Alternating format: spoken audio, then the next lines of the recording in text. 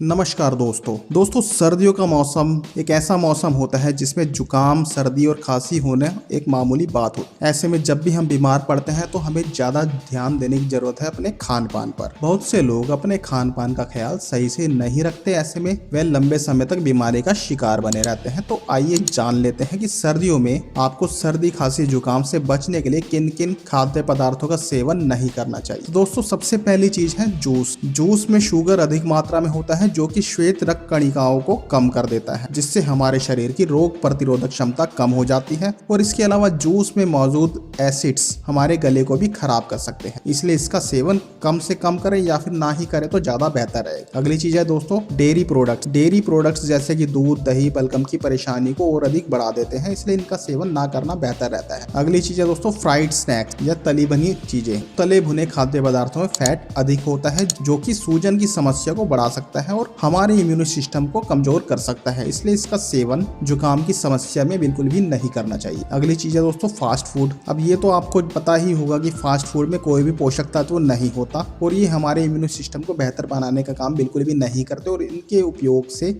हमारे शरीर की पाचन शक्ति भी कमजोर हो जाती है। इसलिए अगर आपको सर्दी जुकाम की एक परेशानी है तो फास्ट फूड का सेवन ना करें। अगली चीज है दोस्तों कैफीन। कैफीन युक्त पेय पदार्थ जैसे कि चाय, कॉफी भले ही गर्माहट देती हो, लेकिन जुकाम की समस्या में हमें कॉफी का सेवन नहीं करना चाहिए। इससे आपको सांस लेने में तकलीफ हो सकती है, क्योंकि कॉफी एक ऐसी चीज है जो कि कफ को सुखा देती है। इसलिए कॉफी का सेवन जुकाम की परेशानी में नहीं करना चाहिए। तो आशा करते हैं दोस्तों आपको हमारी ये जानकारी पसंद आई होगी। इसी तरह की वीडियो देखने के लिए हमारे चैनल को सब्सक्राइब कर दीजिए और वीडियो को लाइक एंड शेयर अवश्य कीजिए। अगले वीडियो में फिर से मिलते हैं दोस्तों, तब तक के लिए नमस्कार।